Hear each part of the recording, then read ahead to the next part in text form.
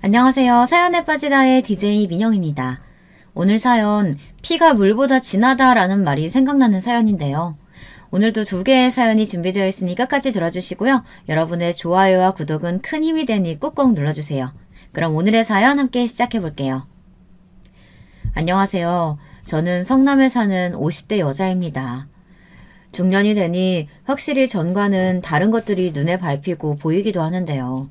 이래서 사람이 나이가 들면 전보다 마음이 편해지고 여유로워진다고 하는 것 같습니다. 젊었을 때는 그저 앞만 보기 조급해서 달리기 바빴던 것 같은데 지금은 주변을 둘러볼 여유가 생겼으니 욕심 없는 제 자신의 모습에 더없이 행복감을 느끼고 있네요.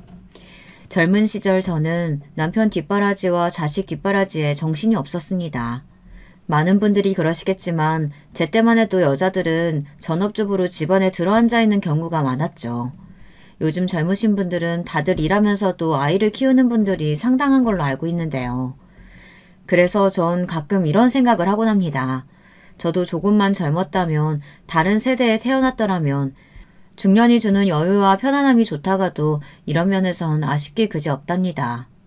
제가 시댁과 남편 자식 때문에 겪는 스트레스와 화를 어디 풀 곳이 없어 헤매이고 다녔던 시간을 생각하면 특히 더 입맛이 씁쓸해져 오네요. 오늘 지금 사연을 쓰는 공간은 작은 카페입니다. 동네 사장님과 친해져서 자주 왔다 갔다 하는 카페인데 오늘은 새로 산 컴퓨터를 들고 카페 구석 테이블에 앉았습니다. 개인적인 글은 자주 써왔지만 이렇게 공개적으로 어딘가 제 사연을 써보는 경험은 처음이라 부담스럽기도 하고 떨리기도 하네요. 어딘가에 제 사연이 소개된다면 듣는 분들은 어떤 반응을 보이실까 궁금하기도 합니다. 분명 제 사연을 듣고 같이 속상해 주실 분도 공감하실 분도 많으리라 생각합니다. 또 어떤 분은 저를 답답이라고 생각하실 수도 있겠고요. 모든 비판은 겸허히 받아들이겠습니다. 다만 사람의 마음 모양이 어느 면은 비슷하게 생겼듯 저도 상처받는 경험보단 위로와 격려를 얻을 수 있었으면 합니다. 부디 많은 분들이 들어주시고 여러분들의 소중한 경험들과 비교하여 제 작은 이야기를 끝까지 들어주세요. 그럼 한번 제 이야기를 나눠볼게요. 저희 자식들은 어린 시절 참 많이도 속을 썩였답니다. 자식, 남편, 시댁이 모두 한 세트였다고 봐도 무방하죠. 참 생각만 해도 숨막히죠. 저도 그랬습니다. 남편과 만난 건 20대 초반 낭낭하던 시절이었는데요. 그때 저는 남편이 너무나 멋져 보였습니다.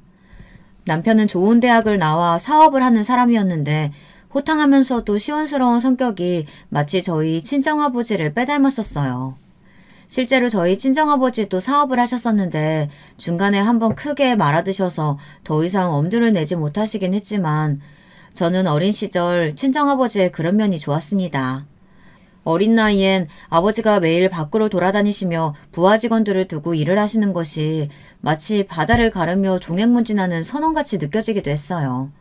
용감해 보였고 존경스러웠죠. 특히 바깥에 냄새를 묻히고 들어와 그 당시 가격으로 무척 비쌌던 간식거리들을 안겨주시면 아버지 품에 코를 박고 한참을 킁킁대고는 했어요. 하지만 이건 제가 어렸기 때문에 아버지의 단면만 보고 판단한 것이었답니다. 쉽사리 판단을 내려버린 거였죠. 사실 아버지는 사업가로 일하시면서 가정을 단 한 번도 제대로 돌본 적이 없으신 분이었습니다. 돈만 집에 갖다 줬지 저나 친오빠에겐 관심조차 없었어요. 저희 어머니는 이로 인해 꽤나 마음고생을 하셨답니다. 저에 비해 아버지를 잘 알고 있었던 친오빠는 아버지에게 반감이 심했습니다. 오빠의 눈은 적대감으로 번들거리고 있었고 저는 오빠가 무서웠죠. 오빠를 이해할 수 없었어요. 왜 아버지를 미워하고 싫어하는지요. 그러던 어느 날 큰일이 터지고 말았습니다. 앞서 말했듯 아버지의 사업이 망하는 일이었습니다. 영영 권고할 줄 알았던 성이 무너지게 된 것이었죠. 아버지는 그 이후 집을 나가버리셨고 다신 돌아오지 않으셨습니다. 친오빠는 그것 보라며 아버지를 욕해 댔고요. 저는 아버지가 언젠간 돌아오실 거라고 말했어요. 오빠, 우리 아버지 돌아오실 거야. 그렇게 말하지 말라고. 오빠가 뭔데 섣불리 아버지를 판단해. 너는 아직도 아버지를 모르는 거야? 아유, 답답하다. 어리니까 그런 거겠지 뭐. 아무튼 이제는 내가 가장이니까 너는 내 말만 따라. 엄마도 내가 모실 거야. 오빠는 비장하게 자신이 가정을 지키겠다고 말했습니다. 당시 어머니는 충격으로 알아놓으셔서 곡기도 끊고 지내고 계셨는데요. 오빠는 엄마를 보며 많은 생각을 한 듯 했습니다. 일단 내가 어디든 가서 돈을 벌면 돼. 그리고 그 돈으로 너 대학도 보내주고 엄마 집도 옮겨주고 그럼 돼. 넌 아무것도 걱정하지 마. 오빠는 결의와 비장한 각오에 차있었지만 저는 걱정이 사라지지 않았습니다. 왜냐하면 아버지의 사업 실패보다 더 큰 일이 사라지지 않고 남아있었어요. 아버지가 남긴 빚으로 인해 빚쟁이들이 저희 가족을 따라다니기 시작했던 거였습니다. 그 사람들은 하루가 멀다 하고 저희 집 문을 두드렸고 집기들을 때려 부숴댔습니다. 엄마는 제발 그러지 말라고 무릎까지 꿇고 빌어야 했어요. 그 모습에 저도 오빠도 마음이 미어져와 급기야 눈물을 터뜨리고 말았죠. 아마도 저도 오빠도 어린 나이에 겪으면 안 될 일을 모조리 겪은 것 같습니다. 엄마는 자신이 이상한 남편과 결혼해서 저희까지 피해를 끼쳤다고 생각하시는 것 같았습니다.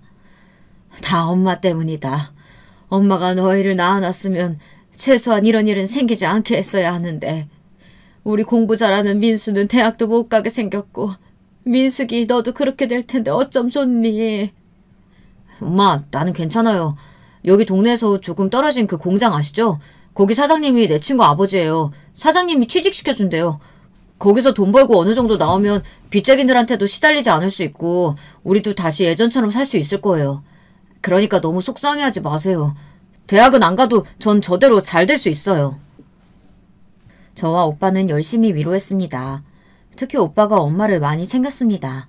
허나 그러던 어느 날 우리 가족이 오빠가 벌어다주는 돈으로 하루하루 어떻게든 버텨나가고 있을 때쯤 다시금 운명이 우리를 조롱하는 듯한 일이 벌어지더라고요. 바로 오빠가 공장에서 부당하게 해고를 당했는데 그 이유가 임금 인상을 요구했기 때문이었다고 했습니다. 거기다 오빠는 사장이 뒤로 고용한 사람들에게 맞아 응급실 신세까지 지게 되었어요. 소식을 듣고 헐레벌떡 달려가니 오빠는 응급실 침대에 누워 허망한 눈으로 벽을 보고 있더라고요. 오빠 괜찮아? 세상에 이게 무슨 일이야? 그러게. 아이고 우리 아들 이 얼굴이 도대체 어떻게 된 거야? 하루에 12시간을 일해도 제대로 돈을 주지 않는 사장이었어요.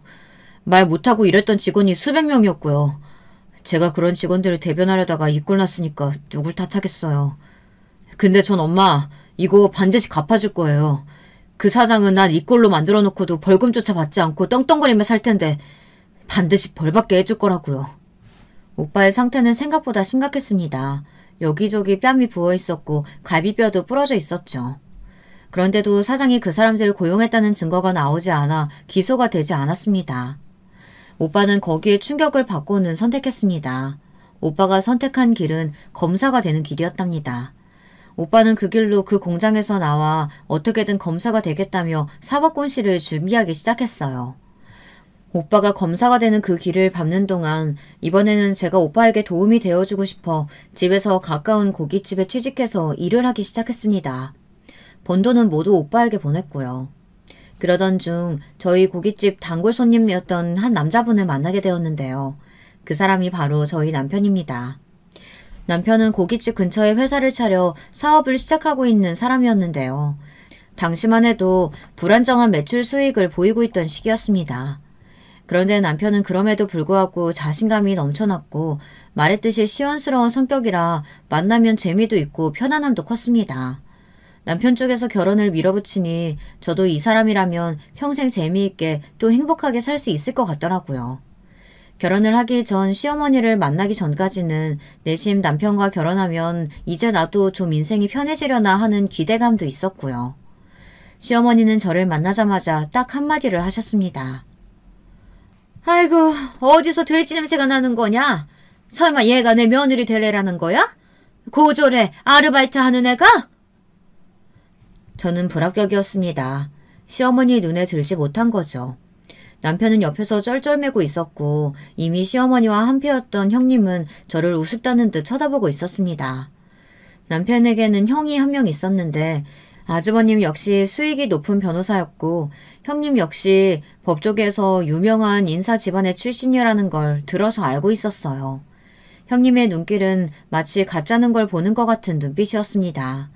시댁에서 나오자마자 정말 자존심이 너무 상하고 제 자신이 초라하게 느껴지더라고요. 여보, 미안해. 마음 많이 상했지? 정말 내가 어떻게든 해결할게. 됐어. 이미 나를 싫어하는 눈치시던데 어떻게 설득하고 뭘 해결하겠다는 건데. 너무 부정적으로만 생각하지 마. 자기 생활력이나 좋은 면을 어머님 모르시잖아. 몰라서 저런 편견 갖고 계시는 거야. 막상 자기가 집에 들어오면 제일 좋아하시고 며느리로 인정해 주실걸? 나 한 번만 믿어줘. 믿고 싶지 않았지만 남편은 시어머니를 설득했습니다. 시어머니는 말만 저렇게 했지 저희의 결혼을 막지 못했습니다. 여기엔 시아버지께서도 큰 도움을 주셨어요. 시아버지는 제 편에 서서 아들이 좋아하는 사람과 결혼해서 행복하다면야 무조건 찬성이라고 시모의 입을 단단히 막아주셨습니다. 시누이 역시 마찬가지로 시어머니와는 달리 정상적인 사람이더군요. 제가 시어머니에게 한 소리 들은 날 바로 전화가 와서 자신이 사과를 하더군요. 언니, 우리 엄마 때문에 아까 좀 그랬죠. 내가 다 민망하네요. 죄송해요, 언니. 앞으로 한 식구 될 사이인데 벌써부터 불편하게. 엄마가 왜 그랬는지 모르겠어요. 언니 마음 풀릴지 모르겠지만 그래도 내가 대신 사과는 하고 싶었어요. 아가씨는 저에게 따뜻한 말로 미안하다는 사과를 전했습니다. 아마 이 두 사람이 없었다면 전 시댁에 들어갈 엄두도 내지 못했을 거예요. 시댁에 그래도 남편을 포함한 3명은 내 편이라 생각하니 용기를 가지고 결혼을 할 수 있었던 거죠. 근데 며느리가 되고 난 후 맞이한 첫 명절, 그 설날을 아직 잊지 못합니다. 이유는 아시겠지만 너무 끔찍했기 때문이죠. 오늘 제가 사연을 쓴 이유도 설날에 일어난 사건이기에 머릿속에서 더 겹쳐지는데요. 제가 결혼하고 맞이한 첫 설날, 시어머니는 만두를 직접 빚어야 한다며 저를 불러서는 하루 종일 만두피를 만들고 속을 채우게 시켰어요. 떡국부터 시작해 이것저것 준비하는데 일이 끝날 기미가 보이지 않을 정도로 할 일이 많았습니다. 시누이가 일찍 오는 바람에 그나마 다행이었죠. 저는 시누이가 반가워서 만두를 빚으며 이런저런 이야기를 하게 됐습니다. 그냥 여자들끼리 나눌 수 있는 소소한 대화였어요. 근데 저와 시누이의 대화 소리가 거슬렸는지 갑자기 부엌에서 버럭 시어머니의 호통 소리가 들려오는 겁니다. 얘, 너 음식하면서 침 다 튀면 어쩌려고 입을 그렇게 놀려대는 거야? 어? 그건 네 시아버지랑 내 입에 들어갈 것들이야. 여자가 조심스럽게 행동하지는 못할 망정? 아휴, 어디 시댁 가서 놀궁리나 하고 앉아있어? 엄마, 그게 아니고 우리 일하면서 말한 거예요. 왜 그래요? 괜히 며느리 기 잡으려고 그러시는 거죠. 그런 거 하지 말라니까. 너는 조용히 하고 있어. 저는 당시엔 아무것도 모르는 며느리였기에 시어머니가 화를 내면 죄송하다고 말해야 하는 줄 알았어요. 그래서 다음부턴 조용히 입을 다물고 만두를 빚고 있었죠. 시누이도 제 얼굴 표정을 보고 마음이 안 좋아졌는지 옆에서 한숨을 푹푹 쉬더군요. 그런데 일은 그 다음에 일어났습니다. 떡국을 다 먹은 후 점심쯤 되어 세배를 드리려고 기다리고 있는데 갑자기 형님이 저에게 다가와서 이러더군요. 동서, 어머니한테 드릴 돈 준비했지? 네? 돈이요? 그럼 만두 속재료랑 재료 다 어머님이 직접 사신 건데 음식값 준비 안 했어? 그거요? 아무래도 말씀드리려 했는데 시아버지께서 명절날 용돈 같은 거 주실 필요 없다고 하셔서 크게는 준비 안 했어요. 간단히 5만 원 정도만 봉투에 넣었어요. 저희 시아버지는 인정이 참 많으신 분입니다. 행동에 대한 예측도 상당히 잘하시고요. 직업이 사람의 심리를 연구하는 박사님이라 그러신 건지 아버님은 저희 부부가 어떻게든 용돈을 드릴 걸 알고 있었나 봐요. 그래서 절대 주지 말라고 며칠 전부터 연락이 오셨더라고요. 시어머니도 그렇게 알고 있다고요. 근데 여기서 형님의 반응이 무척이나 이상했습니다. 동서도 참 큰일이다. 어떻게 그걸 고지고대로 받아들여. 동서 사회생활 안 해봤다 했나? 그래서 그런가 영 분위기 읽는 눈이 없네. 눈치도 없고. 이래서 며느리는 사회생활 해본 사람으로 들여야 한다고 했던 건데 앞으로 우리 집안에서 생활하려면 눈치도 빠르고 행동도 빠릿빠릿해야 할 거야. 이건 내가 손윗 사람으로서 하는 충고니까 잘 새겨들어. 어머님 용돈 준비 안 한 거 알면 분명 노하실 거라고. 네? 그게 무슨 말씀이세요? 형님은 두고 보라는 표정으로 피식 웃더군요. 세배를 하고 난 후에도 딱히 용돈을 드리진 않았지만 시어머니와 시아버지는 아무 말씀 없으셨습니다. 형님이 딱 봉투를 꺼내 애교를 부리며 시어머니께 건네드리기 전까지는요. 형님은 자그마치 100만 원을 넣었다고 말하더군요. 시어머님 100만 원이란 숫자에 얼굴이 환해지셨습니다. 아이고 고마워라. 100만 원씩이나? 못하러. 니들 살기도 퍽퍽할 텐데 말이야. 고맙다 고마워. 우리 큰아가는 우리 집안 행사라면 이렇게 늘 마음을 써주는구나. 시아버지는 형님에게 굳이 줄 필요 없다고 돌려주시려고 하는 기색이었지만 시어머니가 그것을 이미 가로채 품 안에 넣었기에 그럴 타이밍도 놓쳐버리신 듯 했습니다. 시어머니는 계속해서 형님 칭찬을 늘어놓으며 큰며느리가 기둥 역할이 돼서 든든하다는 말을 반복했어요. 그것도 저를 보면서 말이죠. 마치 저에게 말하는 듯 계속 형님을 칭찬하시는데 솔직히 불편했습니다. 괜히 제가 돈이 아까워서 돈을 안 준 며느리가 된 듯한 느낌이었죠. 엄마, 우리도 준비하려고 했어요. 아버지가 절대 준비하지 말라고 하는 바람에 어쩔 수 없이 못 드린 거지.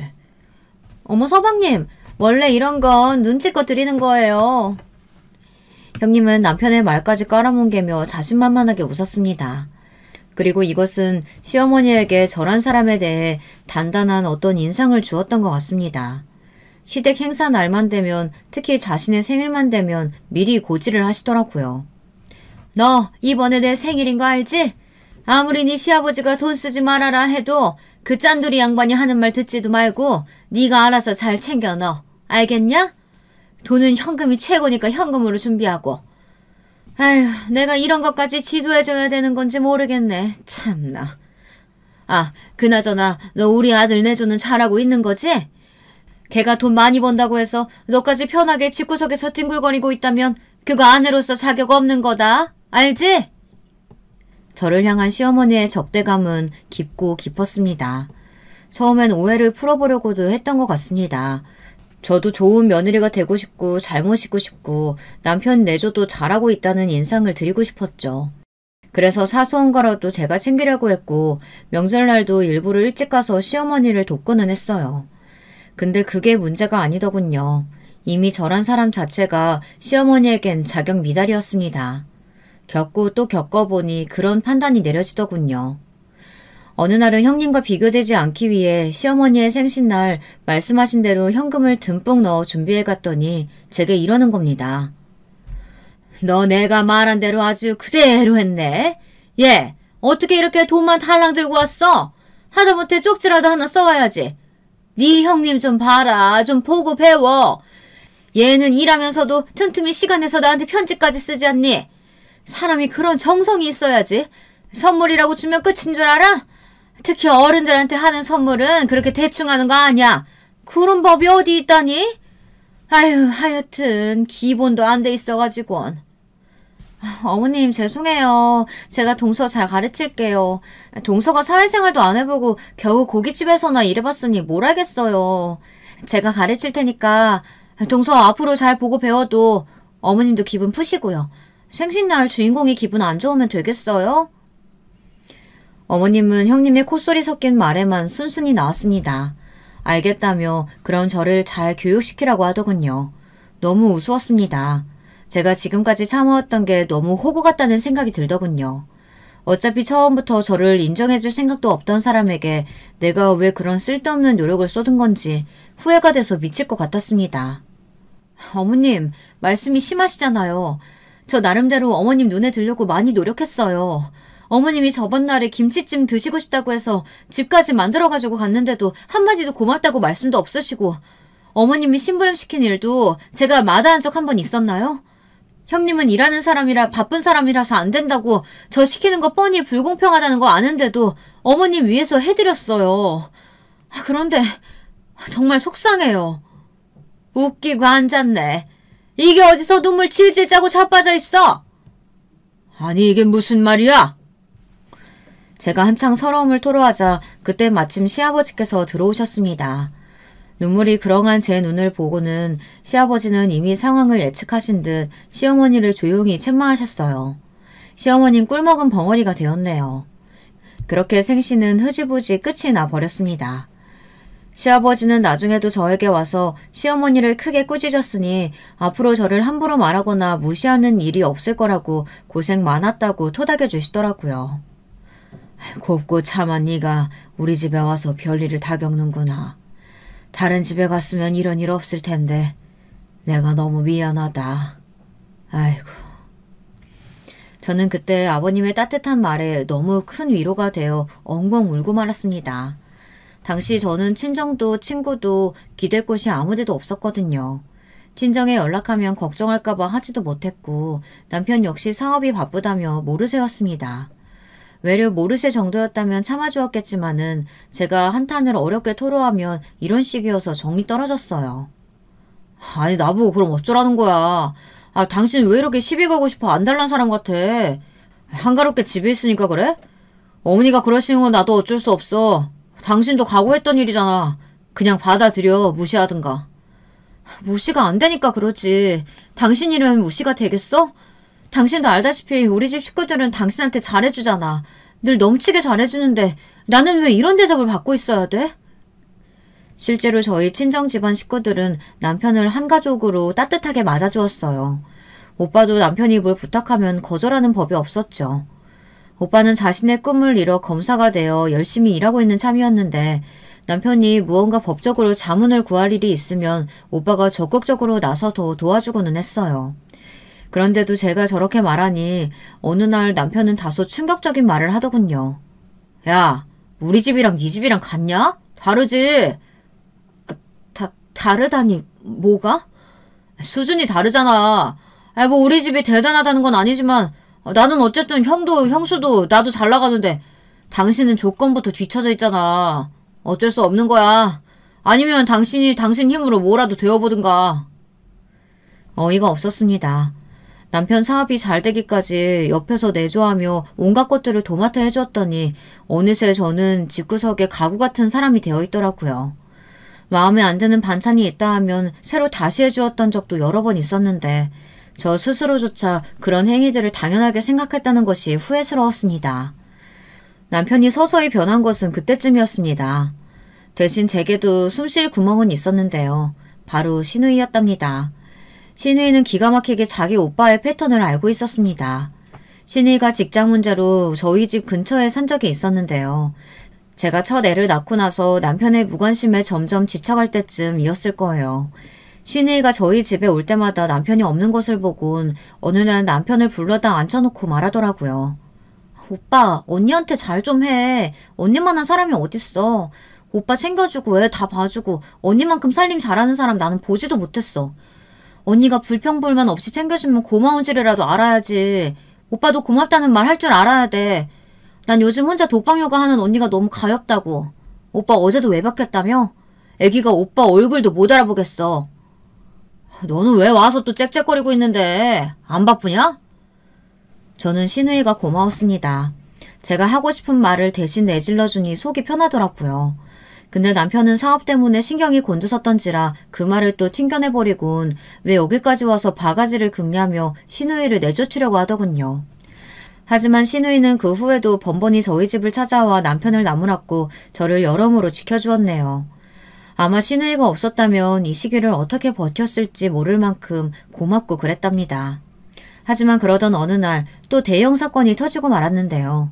바로 형님으로 인해 벌어진 사건이었는데요.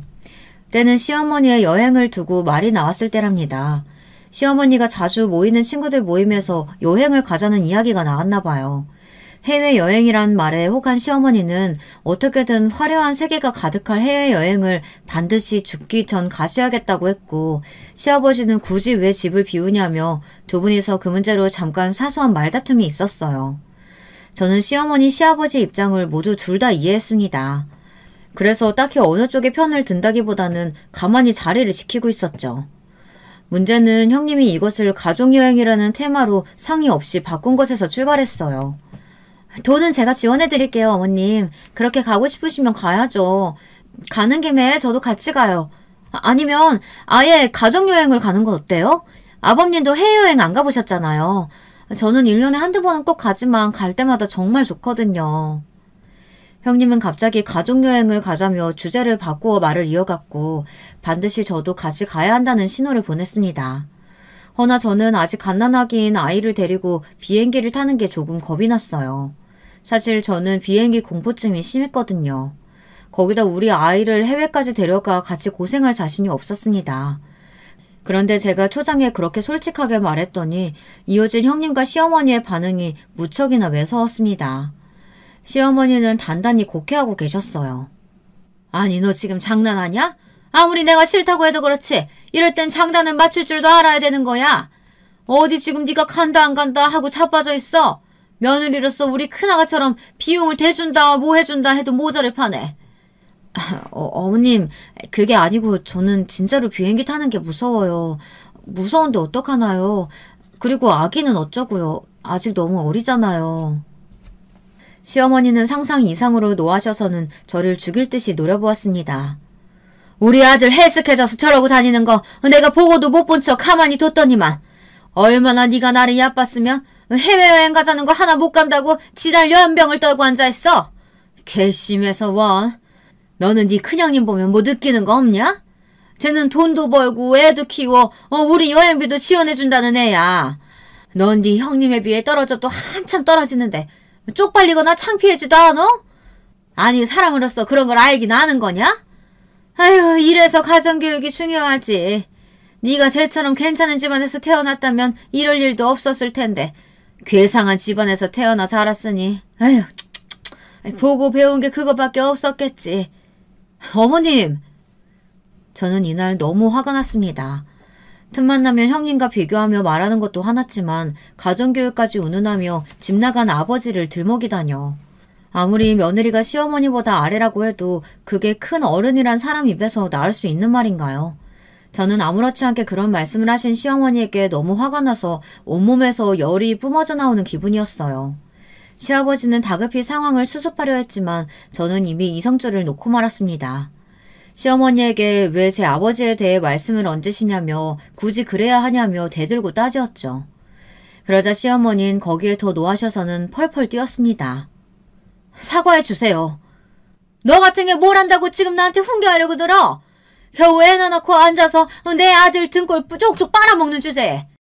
너 설마 네 친정오빠가 검사다 뭐다 해서 그것 때문에 이러는 거냐? 그런 거라면 웃기는 소리 하지도 말어. 우리 큰며느리 집안 자체가 아주 유서 깊은 법조계 집안이니까. 니네 친정오빠는 갖다 붙일 수도 없다고. 어머님, 제발 제 가족 비하 좀 그만하세요. 저 깎아내리는 것도 모자라서 이젠 제 오빠까지 무시하려 드세요? 도대체 어머님은 어디서부터 뒤틀리신 거예요? 저는 어머니를 도저히 이해할 수가 없어요. 제가 아무리 어머니를 이해해보려고 해도 한 가족으로 받아들여 보려고 해도 이젠 마음이 안 내킨다고요. 어머니 일단 말씀 함부로 하신 것부터 사과해 주셔야겠어요. 안 그러면 저도 더 이상 시댁에 오기 껄끄러워질 것 같네요. 뭐야? 누가 누구한테 뭘 해? 사과를? 이게 미쳤나? 그때였습니다.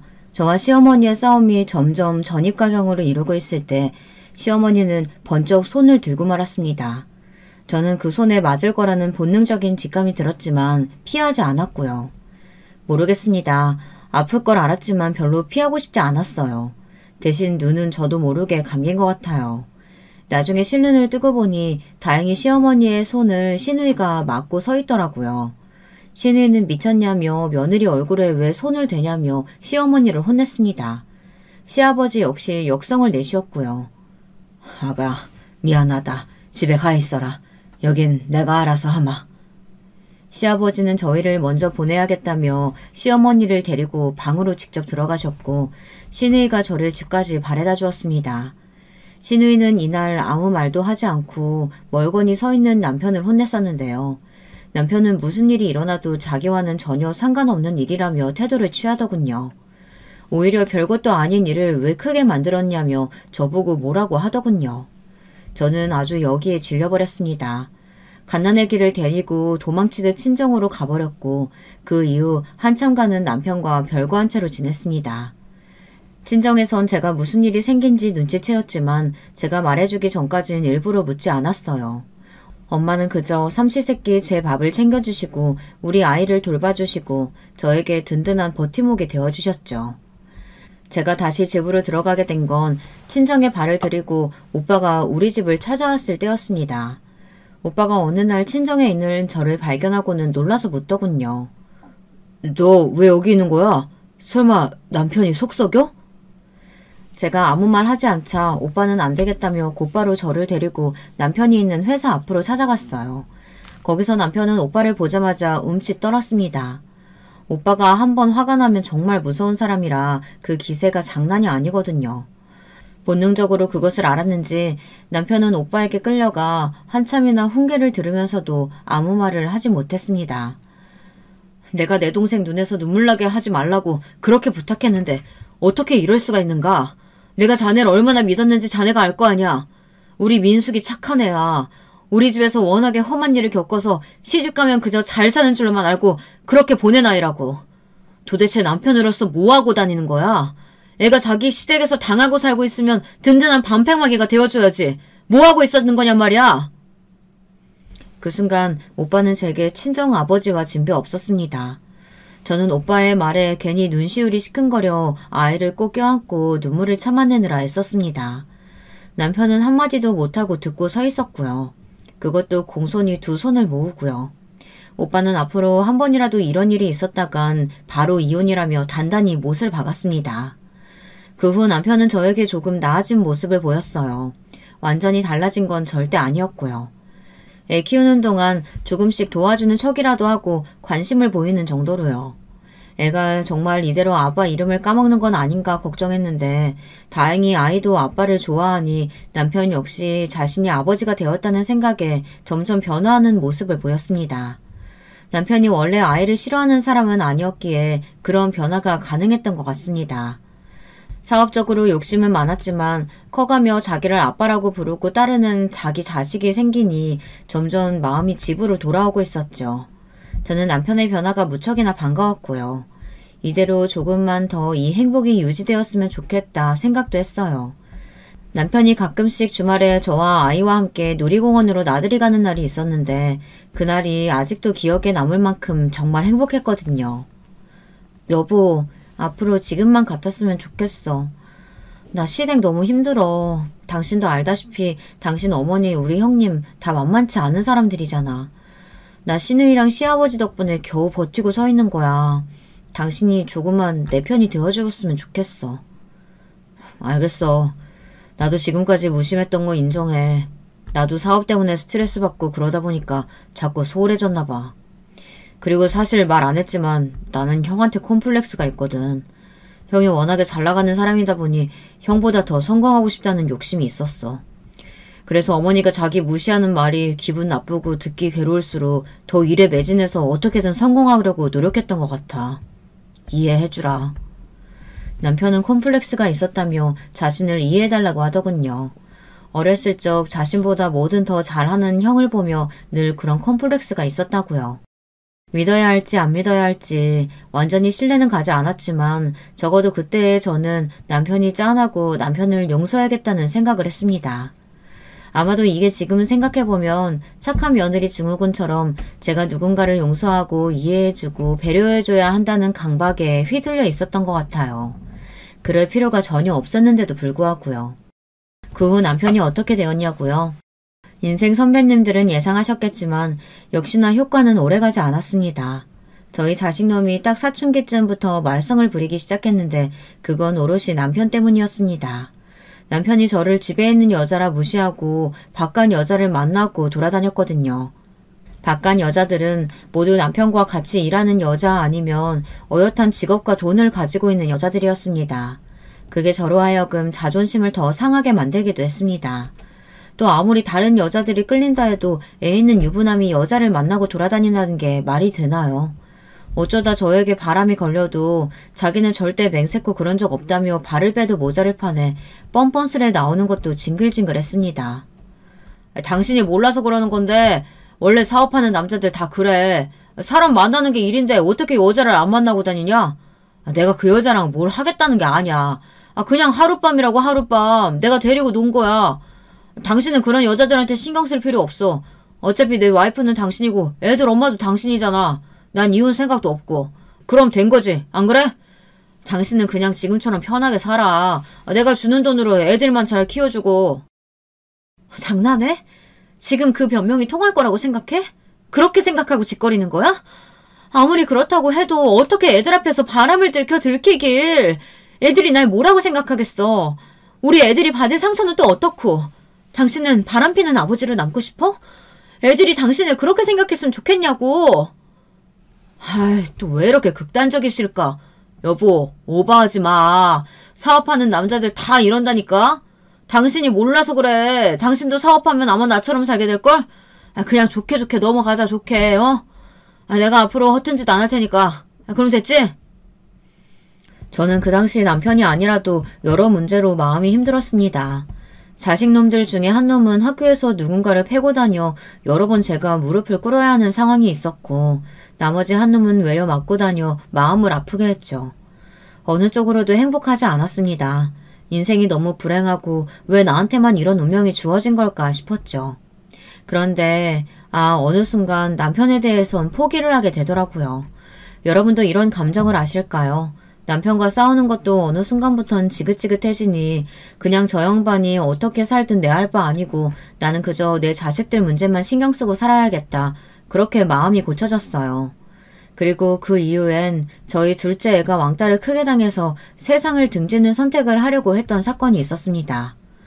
둘째 아이가 어느 날 메모를 남겨놓고 집 밖을 나갔는데 그건 유서였습니다. 엄마 미안해. 키워줘서 고맙고 이런 비겁한 선택을 해서 미안해. 라고 적혀있더라고요. 그 유서를 보자마자 허겁지겁 달려나갔는데 둘째를 찾을 수가 없었습니다. 결국 실종신고까지 해야 했죠. 나중에 어렵게 둘째를 경찰서에서 만나게 되었을 때 얼마나 통곡을 했는지 모릅니다. 어떻게 사람의 인생에 이렇게나 많은 질곡이 있을 수 있는지 전 딱 한 번만이라도 신이 내 앞에 있다면 물어보고 싶어요. 제 앞에 있던 둘째는 고개를 들지 못하고 그저 죄송하다는 말만 반복했는데요. 저는 그날 이후 둘째를 지키기 위해 둘째를 데리고 시골로 향하는 길을 선택했습니다. 당시 저희 친정어머니가 시골에 있었기에 둘째가 그곳에서 조금이라도 마음 편하게 지내기를 기대했어요.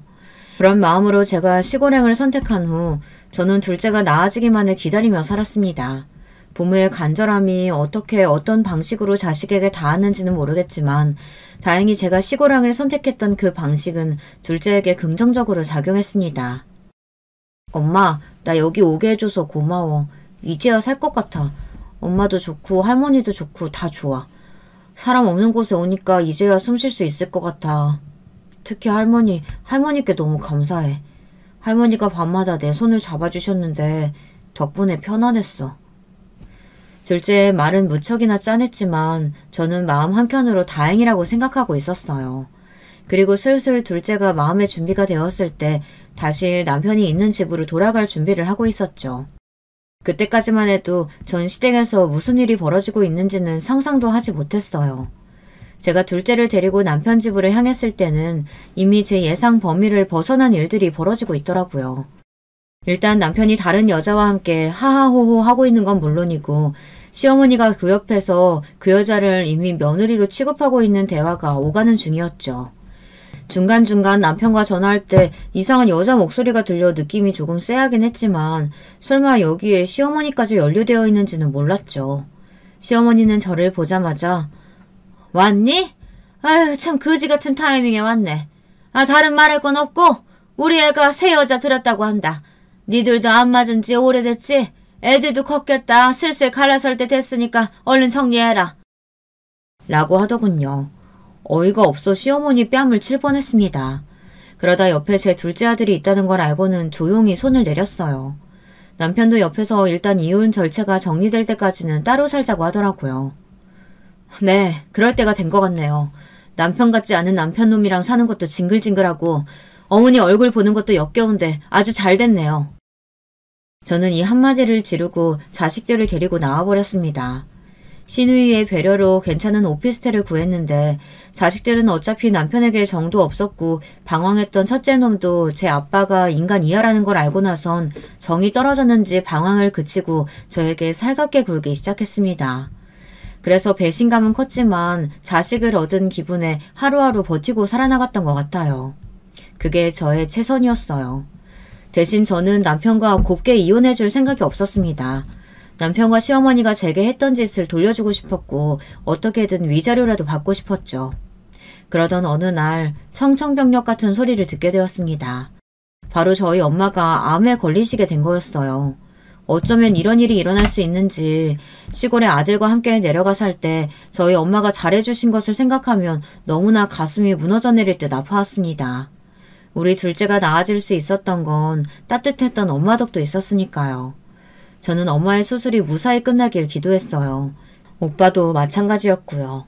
하지만 엄마는 이미 암 말기 환자였고 수술을 받는다고 해도 오래 살지 못한다는 말을 들었던지라 마음의 준비는 해야 하는 상황이었습니다. 엄마, 내가 잘해주지 못한 것 같아서 미안해. 아니야.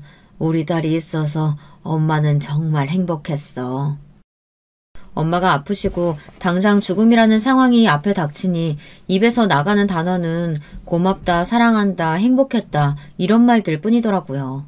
그 순간 살아생전 더 많이 해드릴 걸, 시골에서 지내고 있을 때 한마디라도 더 할 걸 하는 후회가 들었습니다.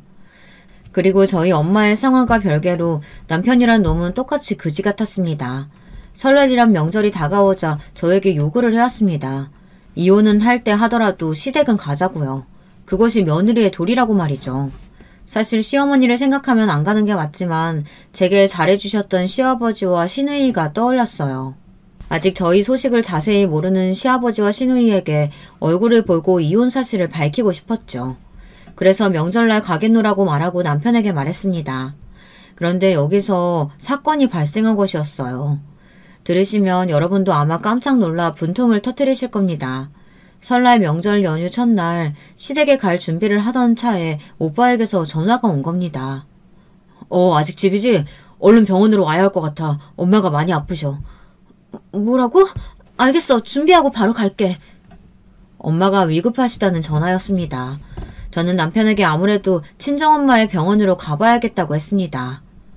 엄마가 위급하다니까 일단 난 병원으로 가야겠어. 당신 차 시동 걸어놨지? 우선 그쪽으로 가자. 뭐? 아니 내가 거길 왜 가야 되는데? 그리고 설날엔 당연히 시댁부터 가야 하는 거지. 미쳤냐? 네 어머니 그거 깨병일 수도 있어. 죽을 날 받아놨으니까 괜히 깨부리는 거라고. 너랑 나 끝나는 마당에 나 거기까지 가서 죽어가는 노인네 보고 싶지 않다. 약속한 대로 시댁부터 가. 그리고 병원을 혼자 가든지 말든지 마음대로 하고. 뭐? 당신 그걸 말이라고 해? 저는 그 순간 너무 황당해 부들부들 손이 떨렸습니다. 그 사이 오빠에게선 계속 전화가 오고 있었고요. 남편은 제 손을 덥석 붙잡더니 강제로 저를 차에 태우더군요. 자식들도 자기 아버지 성질머리는 못 말린다는 걸 알아서 안절부절하는 표정으로 절 쳐다보고 있었고요. 시댁에 도착할 때까지도 저는 표정이 잔뜩 어두워져 있었습니다. 그럴 수밖에요. 친정엄마가 어찌 될지 모르는 상황인데 시댁으로 향하는 차 안에 있다니 불안해서 견딜 수가 없었어요. 저는 시댁에 도착했을 때 튕겨져 나가듯 차에서 나와 남편에게 말했습니다. 나 못 들어가. 안 간다고. 우리 엄마가 지금 어떻게 될지도 모르는데 시댁부터 가야 한다고? 내가 미쳤니? 내가 만만해? 나는 병원으로 갈 테니까 당신 혼자 가. 야, 너 죽고 싶어? 남편 입에서 험한 소리가 나왔고 저는 질세라 외쳐대며 어떻게든 가겠다고 빡빡 우겼습니다. 그렇게 큰 소리가 오가던 찰나 마침 쓰레기를 버리러 나온 시어머니와 마주쳤고요. 시어머니가 무슨 소리를 할지 뻔했기에 저는 바로 택시부터 잡으러 달려갔어요. 그리고 그때 전화가 걸려온 거죠. 저희 어머니께서 사랑하는 엄마가 세상을 등졌다는 연락을 받았습니다. 오빠는 눈물 어린 목소리로 엄마가 저를 많이 보고 싶어 했다는 말을 하더라고요. 저는 그 말에 그만 풀썩 주저앉아 대성통곡을 하였습니다. 엄마의 마지막을 지키지 못했다고 생각하자 주체할 수 없이 감정이 터져나오며 눈물이 쉴 새 없이 흐르더라고요. 그러면서 저는 오빠에게 다 말하게 되었어요. 왜 제가 그곳을 가지 못했는지, 남편이 발목을 붙잡았다는 사실을 모두 말이죠. 오빠, 갈 수가 없었어. 가고 싶었는데 갈 수가 없었어. 엄마한테 미안해서 어떡해? 나 어떡하면 좋아? 오빠는 잠시간 말이 없었습니다. 저는 그 침묵에서 오빠가 단단히 화가 났다는 것을 알 수 있었습니다. 나중에 엄마의 장례를 치르고 오빠와 둘이 조용히 이야기를 나누었는데 오빠가 의미심장한 말을 하더군요. 나는 절대 용서할 수 없다. 네가 지금까지 시댁에서 무슨 대우를 받아왔는지 알게 된 이상 그 자식 완전히 망가뜨릴 거야. 그 별 볼 일 없는 집안도. 저는 정신이 없어 흘려들었지만 오빠는 그 말을 실행에 옮겼습니다. 검사란 직업을 이용해 남편이 저질렀던 모든 부정부패들을 조사한 것이죠. 오빠는 남편의 회사에서 이루어지고 있는 탈세와 더불어 회사 내 일어나고 있는 모든 문제들을 조사했습니다. 남편은 오빠가 조사를 하고 있는 줄도 모르고 상간녀와 살림을 합칠 생각에 희희낙낙하고 있었고요. 상간녀는 남편의 회사에 문제가 많은지도 모르고 결혼식을 준비하며 저에게 얼른 이혼해달라는 문자를 보내었는데요. 저는 그저 웃으며 결혼을 축복한다고 말해주었답니다. 이혼 소송 중이니 기다리세요. 결혼은 축복드릴게요. 그놈이랑 한번 잘 살아보세요. 결혼 생활 내내 행복할 거예요. 그러다 나중에 남편은 구속이 되고 난 후에야 저에게 그러더군요. 너 어떻게 나한테 이럴 수 있냐? 아니 네 오빠 시켜서 나 망하게 하면 네가 웃는 게 뭔데? 너 애들 엄마야. 애들이 이런 걸 보면 퍽이나 좋아하겠다. 당장 네 오빠한테 말해서 취소해달라고 해. 빌라고. 우리 애들은 이미 다 알고 있어. 오히려 당신이 구속되길 원하고 있다고. 하기야 애들한테 관심이 없었으니 어떻게 애들 마음을 알겠니. 나한테 지금까지 한 짓들은 용서할 수 있어도 우리 엄마 마지막 못 보게 한 것만큼은 절대 용서 못해. 감옥에서 뼈저리게 반성하면서 살아봐. 감옥? 누가 감옥에 가? 그렇게 처절히 말하던 남편은 결국 지금 감옥에 갔습니다. 2년이라는 무거운 형벌을 받고 말이죠. 참혹한 대가를 받은 두 사람을 바라보며 저와 아이들은 흐뭇하게 웃었네요. 물론 남편이 망하며 시어머니도 그간 남편 돈으로 사치했던 것이 딱 끊겼기에 땅을 치고 후회했답니다. 더불어 오빠가 형님이란 그 못된 인간의 실상도 탈탈 털었기에 어머니는 더 기댈 곳이 없었죠. 그 점에서 전 너무나 통쾌한 결말을 얻었다고 생각해요. 얘야, 한 번만 다르게 생각해 줄 순 없겠니? 내 큰며느리까지 네 오빠가 지금 가만히 안 두고 있다고 하는데 그건 인지상정이 아니지 않겠어. 제발, 나 많이 반성하고 있다. 전혀 안 믿기는 말이네요. 어머님까지 감옥 가고 싶지 않으시면 조용히 입 다물고 계세요. 어느 날 무릎을 꿇으며 빌러온 시어머니의 말에 저렇게 당당히 응수해 주었던 것도 너무나 통쾌했고요. 지금은 아이들과 함께 다사다난한 인생을 벗어나 평온한 여유를 느끼고 있답니다. 전 남편 때문에 시어머니 때문에 힘들었던 것들의 보상이라도 받는 것처럼 아이들이 저를 행복하게 만들어주고 있네요. 안녕하세요. 오늘도 톡톡 사연을 찾아와 주신 여러분들 정말 감사합니다. 오늘은 바닷가 근처에 사시는 50대 후반의 사연자분께서 소중한 사연 보내주셨는데요. 기적 같은 얘기를 전해주신다고 합니다. 같이 한번 들어볼까요? 안녕하세요. 저는 바닷가에 위치한 지방 소도시에 살고 있는 50대 후반 여자입니다. 요즘같이 추운 날이면 예전에 있었던 일이 생각나 생각에 잠기곤 하네요. 힘들게 살았던 저에게 1년 전 특별한 기적이 찾아왔거든요. 그래서 요즘은 하루하루 따뜻하고 행복하게 지내고 있습니다. 창밖에 눈이 오는 걸 바라보면서 느긋하게 커피를 마시고 있다 보니 저에게 일어난 기적을 여러분께도 들려드리고 싶다는 생각이 들어서 사연을 보내봅니다. 처음으로 거슬러 올라가 보면 때는 30년 전이었습니다. 저는 남편과 결혼한 지 2년밖에 안 된 신혼이었고 아이는 없었습니다. 남편은 참 다정한 사람이었어요. 남편은 부모님이 일찍 돌아가셔서 저에겐 시댁이라고 할 곳도 없었습니다.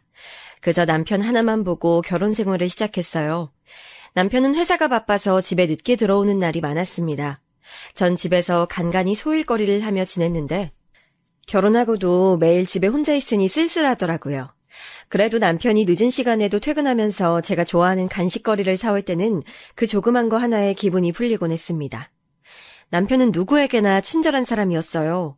같이 길을 걸을 때도 동네 할머니, 할아버지에게 예의 바르게 인사를 하고 지나가던 꼬마아이에게도 웃으며 사탕을 건네는 그런 사람이었죠. 그런데 그런 남편이 저에게 그런 짓을 할 줄은 정말 몰랐습니다.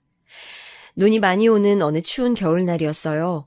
유난히 퇴근이 늦는 남편이 걱정돼서 현관만 바라보고 초조해하고 있었습니다. 밤 12시가 되도록 남편이 오지 않자 혹시나 눈길에 사고라도 난 건 아닐까 발만 동동 구르고 있었습니다. 손톱을 잘근잘근 씹으며 거실을 불안하게 왔다 갔다 하다가 혹시 오고 있는 게 보이진 않을까 싶어서 커튼을 열고 창밖을 내다보았습니다. 근데 집 앞에 남편 뒷모습이 서성이고 있는 게 보였어요. 담배도 피우지 않는 남편인데 눈이 이렇게나 많이 오는데도 집에 안 들어오고 밖에서 뭐 하는 건지 이상했습니다. 창문을 열고 남편을 부르자 화들짝 놀라더라고요. 그리고 그제서야 남편은 집에 들어왔습니다. 현관문을 열고 얼굴만 빼꼼 내밀어 눈치를 살피던 남편은 조심스레 집 안으로 들어오더라고요. 근데 남편의 점퍼 앞 살짝 열린 지퍼 사이로 무언가가 보였습니다. 남편이 지퍼를 내렸는데 글쎄 그 품 안에 새근새근 자고 있는 갓난쟁이 남자 아기가 있는 거 아니겠어요? 추운 밖에서 남편과 함께 추위에 떨어서 그런지 그 뽀얀 볼이 빨갛게 홍조를 띠고 있더라고요. 전 이게 어찌된 양문인지 몰라 남편에게 물었습니다. 도대체 이 아기가 누구냐고요. 남편은 아기를 안은 채로 무릎을 꿇더니 눈물을 뚝뚝 흘리며 말했습니다. 여보, 미안해. 내가 정말 죽을 죄를 지었어. 무슨 말이야? 설마... 남편의 미안하다는 말에 설마 그건 아니겠지 했던 일이 사실이 됐습니다. 바로 남편의 아이였던 거죠. 저한테 한없이 잘해주던 남편이 바람을 피울 것이라곤 상상도 한 적이 없었습니다. 전 믿겨지지 않아 몇 번이고 다시 물었습니다. 정말로 당신 아이가 맞냐고요. 네, 맞다고 하더라고요. 한순간의 실수였다면서요. 전 세상이 무너지는 기분을 느꼈습니다. 주먹으로 남편을 때리고 할퀴며 오열했습니다. 어떻게 나한테 이럴 수가 있어? 어떻게? 아이, 나만 사랑한다면서 그건 다 거짓말이었어? 대답해봐. 어떻게 나한테 이럴 수가 있어? 적어도 애는 만들어 오지 말았어야지. 정말 미안해. 정말. 남편은 제가 때리는데도 방어도 하지 않고 그대로 맞고만 있더라고요. 제 기분이 풀릴 수만 있다면 온몸이 부서질 때까지라도 맞겠다면서요. 전 짐승처럼 소리를 지르고 남편을 때리고 또 때렸습니다. 한참을 때려도 화가 풀리지 않고 오히려 머리에 열이 뻗쳐 정신만 더 아득해지더군요. 그렇게 한참을 때리던 와중 갑자기 으앙 하는 소리가 들렸습니다. 시끄러운 소리에 남편 품에 있던 아기가 깨어 울기 시작했던 것입니다. 전 당황해서 때리던 걸 멈추고 아기를 바라봤습니다. 이렇게 어린 아기는 처음 봤는데 이게 사람 아이가 맞나 싶을 정도로 조그맣더군요. 순간 그 오밀조밀한 얼굴에 남편과 닮은 눈매가 보였습니다. 너무 화가 났지만 아이한텐 죄가 없잖아요. 화를 가라앉히기 위해 잠시 숨을 고르고 시간을 가졌습니다. 남편은 죄인의 얼굴로 가만히 앉아 있었고요. 그렇게 멍하니 며칠이 흘렀어요. 이게 어떡할 건데? 누구 앤데? 사실은 그게... 그때부터 남편의 얘기가 시작됐습니다. 남편은 상대 여자가 누군지 절대 말해주지 않더라고요. 술김에 한 번 실수했는데 상대 여자가 임신 사실을 숨기고 있다가 아이를 낳자마자 남편에게 건네주고 사라졌다고 하네요. 그 애 당신은 맞는 거야? 확실해? 마지막 희망의 끈을 붙잡는 듯 물었지만 맞다고 하더라고요. 그리고 확인 절차가 끝나고 나서 남편이 이야기라도 해보려고 그 여자 집에도 찾아가 보고 연락도 시도해봤지만 이미 자취를 감춘 뒤였다고 합니다. 나도 어떻게 해야 할지 몰라서 그래서 여길 데려온 거야? 풀 죽어 말하는 남편이 너무도 미웠습니다. 이 추운 날 아이를 맡길 데가 도저히 없어 염치를 무릅쓰고 집에 데려왔다고 하는데 그런 남편의 모습이 너무도 뻔뻔스레 느껴졌어요. 앞으로 남편한테 어떻게 할 작정이냐고 물었어요. 그러자 남편은 저에게 이렇게 말했습니다. 이 아이는 그냥 당신이 하자는 대로 할게. 당신이 고아원에 갖다 주라고 해도 그렇게 할 거야. 당신 배신한 것도 미안해서 죽고 싶은데 이 아이까지 당신한테 키워달라곤 죽어도 말 못해. 전 그럼 고아원을 알아보자며 매정하게 말했어요. 제 아이도 낳지 않았는데 남의 아이를 기를 순 없으니까요. 그리고 밖에서 딴짓거리한 남편도 용서할 수 없었습니다. 그 후 남편이 고아원을 알아보는 동안 어쩔 수 없이 아이는 제가 키울 수밖에 없었습니다. 어차피 떠날 아이라 이름도 짓지 않고 그냥 아가야라고 불렀어요. 전 급하게 분유를 한 통 사다가 먹이고 아이 옷도 주변에서 구해다가 되는 대로 입혔습니다. 제품에서 분유를 먹는 아이의 얼굴을 바라볼 때마다 이 아이의 어딘가는 그 여자를 닮았겠지라는 생각하니 얼굴도 모르는 그 여자가 떠올라 화가 치밀기도 했습니다. 하지만 신기하게도 조그만 입으로 오물오물 젖병을 빠는 아이를 보면 또 금방 마음이 가라앉곤 했죠. 그렇게 아이를 낳으며 심장까지 따뜻한 온기가 전해지는 것 같았습니다. 조심스레 우는 아기의 얼굴을 만져보니 살면서 만져본 그 어떤 것보다도 부드럽더라고요. 전 화가 났던 것도 잊은 채 우는 아이를 달래기 위해 둥가둥가 흔들어도 보고 노래도 불러보고 등도 어루만져 주었습니다. 한참을 달래던 끝에 아이가 다시 새근새근 잠이 들면 제 마음에도 고요가 찾아오곤 했습니다. 남편은 당연히 이유로 저에게 설설 기고 제 심기를 건드리지 않으려고 노력했어요. 그냥 죽을 것처럼 미안해하며 숨죽여 지내더라고요. 그쪽이 제 쪽에도 편했습니다. 그리고 한 달 뒤 남편이 고아원 몇 군데를 알아본 후 제일 괜찮은 곳으로 아이를 보내기로 한 날이 다가왔습니다. 저는 남편과 함께 짐을 싸고 밖으로 나갔어요. 그런데 제품에 안겨있던 아이가 그날따라 유독 심하게 칭얼거리더라고요. 문 밖을 나서자 자기가 버려진다는 걸 알기라도 하는 듯 자지러지게 울었어요. 아기야, 쉿, 왜 그래? 울지 마. 울지 마. 그런데 달래기 위해 남편이 아이를 안으려 하자 아이가 갑자기 경기를 일으키며 그 고사리 같은 손으로 제 가슴팍의 옷을 꽉 붙잡고 놓질 않는 거 아니겠어요? 평소엔 남편한테도 잘 안기던 아이였는데 말이죠. 저는 제품에서 절대 떨어지지 않으려고 하는 아이의 모습을 보자 굳게 먹었던 마음이 와르르 무너져 내렸습니다. 그래도 한 달 동안 키웠던 정을 무시할 순 없는지 사실 가슴 한켠에선 보내기 싫다는 마음이 자리 잡고 있었거든요. 하지만 남편의 혼외자라는 사실 때문에 마음을 독하게 먹고 나온 것이었는데 그런 아이의 모습에 제 마음속에 있던 도끼가 사르르 녹아내리고 말았습니다. 여러분들 모두 제가 참 미련하고 바보 천치 같다고 생각하실 수 있겠지만 전 아무리 생각해도 이 추운 날 이 가여운 아이를 남모르는 곳에 보낼 수는 없었습니다. 아무리 제 피가 섞인 아이가 아니라고 해도 한 달 동안은 그래도 한 달 동안 저는 아이의 엄마였으니까요. 잠시 깊은 고민을 거친 뒤 저는 마음을 고쳐먹고 이 아이를 제 아이로 받아들이기로 했습니다.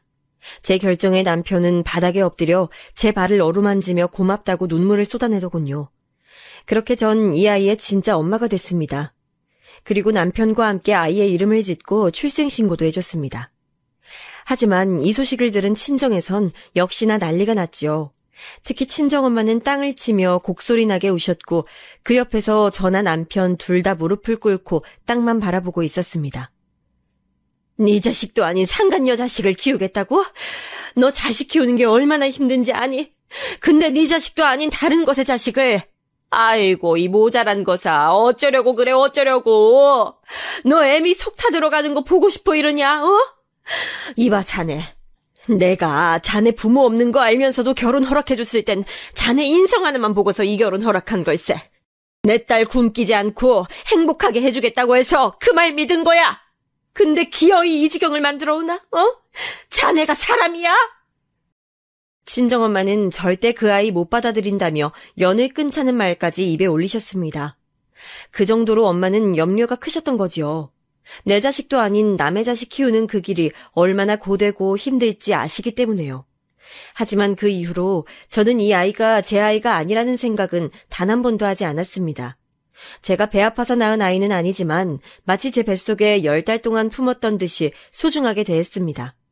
그리고 아이를 받아들이기로 한 후 남편과의 사이도 다시 좋아져 아이와 함께 행복한 새 가족으로 지냈습니다. 어떻게 그런 일이 가능했는지 모르겠습니다만 무슨 힘이 작용했는지 모르겠어요. 지금도 그때를 생각하면 좀 이해가 안 되는 부분도 있습니다. 아이가 너무 이쁘고 사랑스러웠던 걸까요? 버려진 아이가 불쌍해서였을까요?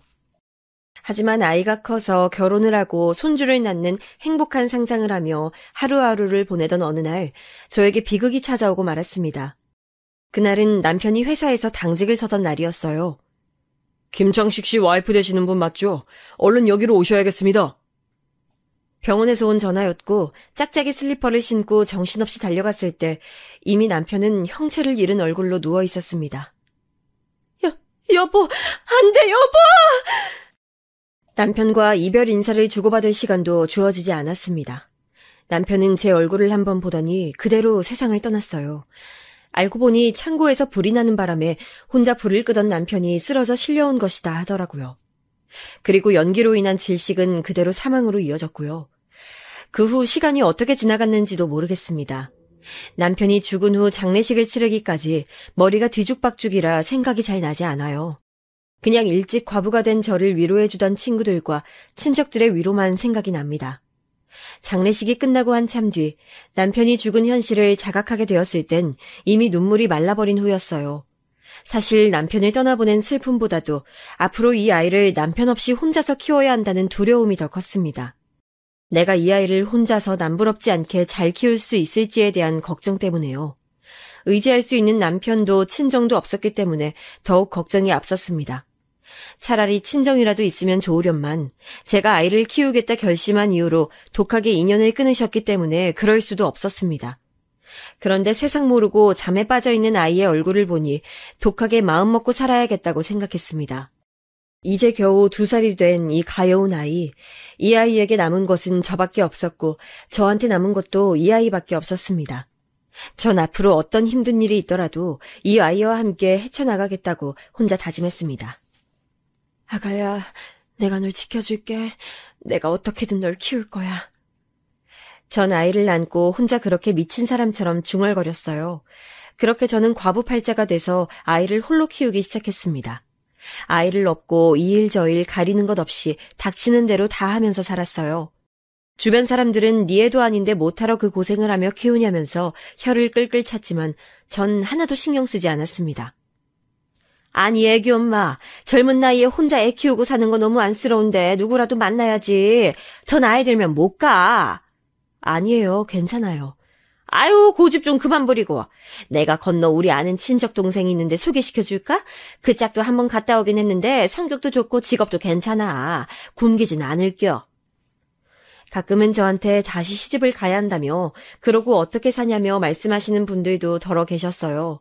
아이 들쳐업고 식당 사장님의 눈치를 살피며 일하는 거 가끔은 뼈가 삭을 것처럼 너무 힘들어 솔직히 그래야 하나 잠시 고민도 들었습니다. 하지만 너무 힘들어 그만 포기해버릴까 하는 순간에 저를 향해 미소 짓는 아이를 보며 그런 생각을 했던 제 자신이 부끄러웠습니다. 나만 바라보는 아이, 나만 믿고 있는 이 아이, 앞에서 약해질 수 없었어요. 아이는 엄마인 저를 참 잘 따랐어요.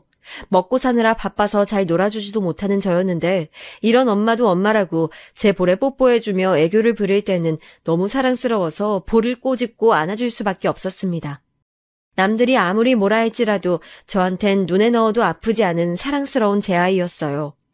아이를 키우면서 웃지 못할 일들도 참 많았지만 그건 아이를 키워본 부모들이라면 누구나 겪어봤을 일이라고 생각해요. 저도 울고 웃고 하면서 키우다 보니 어느새 시간이 흘러 벌써 아이가 학교에 들어가게 됐습니다. 아이는 매일 퇴근하고 온 저에게 찰싹 붙어서는 오늘 학교에서 무슨 일이 있었는지 제잘제잘 얘기했어요.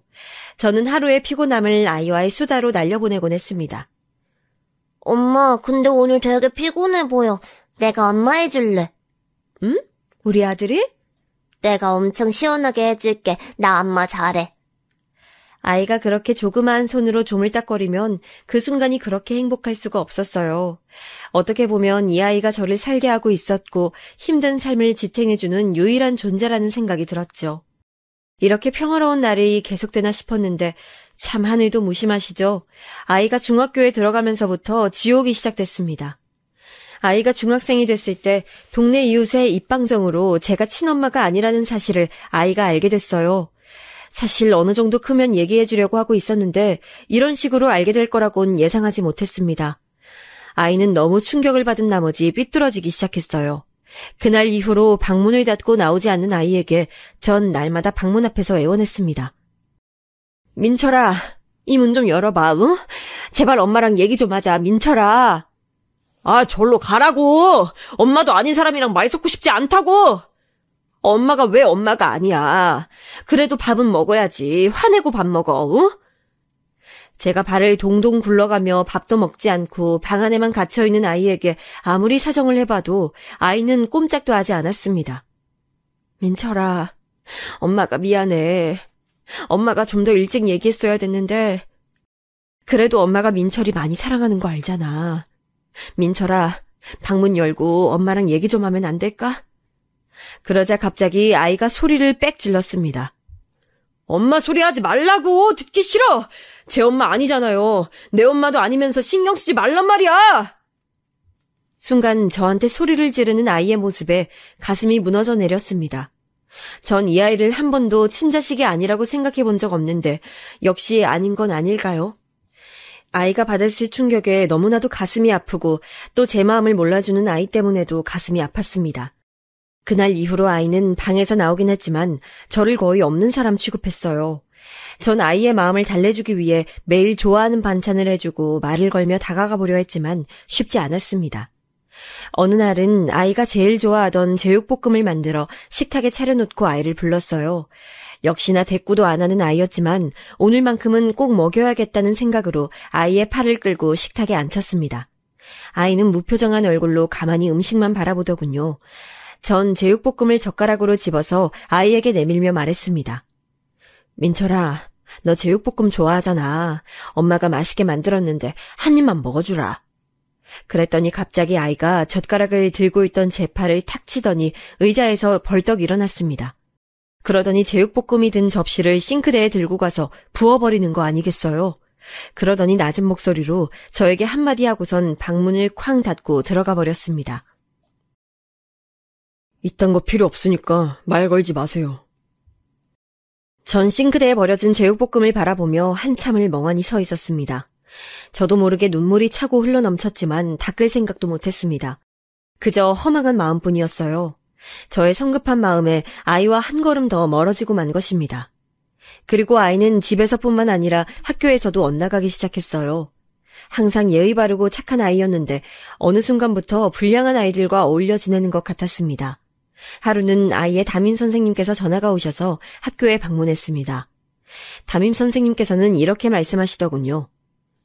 어머님, 민철이가 요새 애들 돈을 뺏는다는 소문이 있네요.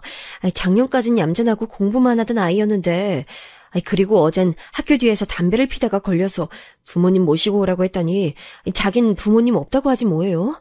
어머님 혹시 집에서 무슨 일 있었나요? 네? 우리 민철이가 엄마가 없다고 했다고요? 선생님의 말씀에 전 고개를 떨구고 말았습니다. 전 떨리는 마음을 겨우 진정시키고 선생님께 자초지종을 말씀드렸습니다. 그리고 혹시나 민철이가 학교에서 문제를 일으키면 꼭 알려달라고 부탁했지요. 그 후에도 민철이는 계속 엇나가기만 했습니다. 교복을 입고 대놓고 담배를 피우는 건 기본이었고 놀러 간다고 학교를 빠지기도 일쑤였습니다. 그리고 툭하면 같이 어울리는 친구들을 집에 잔뜩 데려와 시끄럽게 술판을 벌이기도 했죠. 그러던 어느 날은 제가 너무 화가 나 크게 야단을 쳤습니다. 이놈의 자식아! 적당히 해야지 적당히! 언제까지 엇나갈 건데! 엄마도 지쳐! 엄마도 힘들다고! 엄마 힘든 건 눈에도 안 보여? 그런데 비명을 지르듯 한 말에도 아들은 침을 퇴 보이게 뱉고는 나가버리더라고요. 자기를 찾지 말라면서요. 그렇게 나간 아들은 정말 일주일 넘게 집에 돌아오지 않았고 급기야 제가 실종 신고를 하기에 이르렀습니다. 민철아, 제발.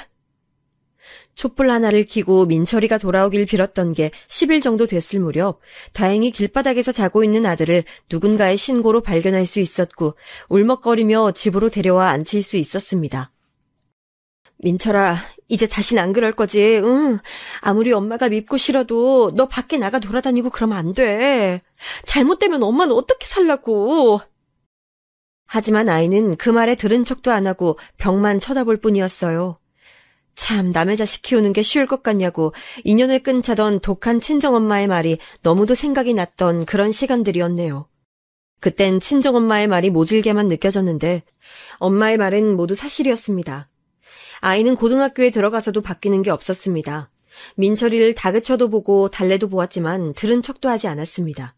오히려 비슷한 친구들과 마흔이 어울리면서 더 심해지기만 했죠. 오토바이를 훔쳐서 타거나 지나가는 행인과 시비가 붙어 싸우는 일도 몇 번 있었습니다. 전 민철이가 사고를 칠 때마다 학교며 경찰서며 들락날락거리며 머리를 조아리고 비는 게 일상이었습니다. 민철이는 썩어 문드러져가는 제 마음도 모른 채 방황을 계속했어요. 아유, 참 불쌍해 저 엄마. 지 자식도 아닌데 저리 고생을 하잖아. 아유, 나 같았으면 진작 갖다 버렸지 저걸 왜 붙들고 앉아있어? 어떤 이웃집 여자는 절 향해 그런 말을 하기도 했습니다. 근데 그 순간 그 말이 왜 이렇게 화가 나고 슬펐을까요? 순간 저도 모르게 빽 하고 소리를 지르고 말았습니다.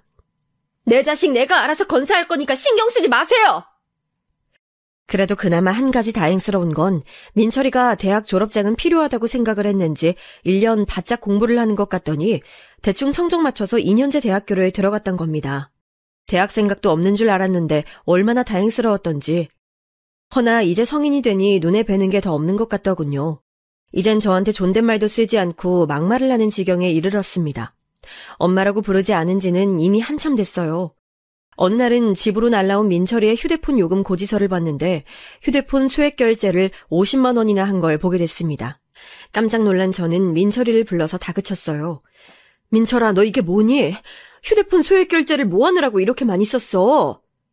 그러자 민철이는 손에 들고 있던 TV 리모컨을 집어던지며 화를 냈습니다. 아, 어쩌라고. 당신이 뭔데 상관이야.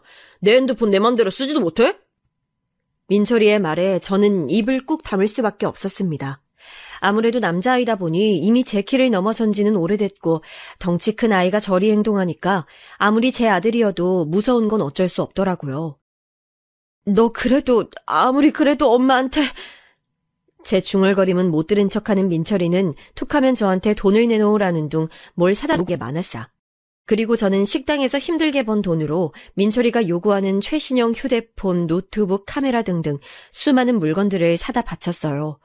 이렇게라도 하면 언젠간 제 마음을 알아주고 민철이의 마음도 돌아오지 않을까 하는 신락 같은 희망을 가지고서요. 하지만 민철이의 요구사항이 많아지고 있던 어느 날, 전 충격적인 장면을 목격하고 말았습니다. 민철이가 방에서 제가 사준 멀쩡한 카메라를 발로 밟아서 부수고 있던 것이었어요. 전 방문 틈으로 그 장면을 목격하고 입을 틀어막았지만 애써 못 본 척했습니다. 그리고 민철이는 다음날 카메라가 망가졌다면서 저에게 더 좋은 모델을 사달라고 하더라고요. 그때 저는 확신했습니다. 민철이가 저를 괴롭히기 위해 일부러 저러는 것이었다는 걸요. 제가 괴로워하고 힘들어하는 모습을 보이면 보일수록 민철이의 행동은 점점 더 심해져만 갔습니다. 민철이는 대학을 졸업하고 나서도 취업할 생각을 하지 않았어요. 그저 저한테서 용돈만 얻어가면서 매일매일 친구들과 술 마시고 여자만 만나러 다니곤 했죠. 술 취해서 누군지도 모르는 여자를 집에 데려온 적도 한두 번이 아닙니다.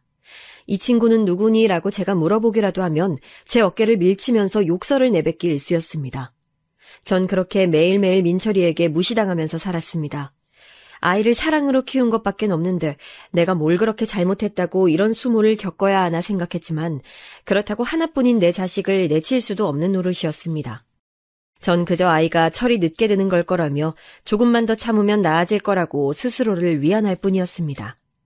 하지만 민철이의 씀씀이를 감당하기 위해 저는 쉬는 날도 없이 일을 해야만 했습니다. 밤늦은 시간에 일을 마치고 집에 돌아오면 집안을 난장판으로 만들어 놓고 술에 취한 채 돈을 달라는 아들 때문에 쉴 수도 없었습니다.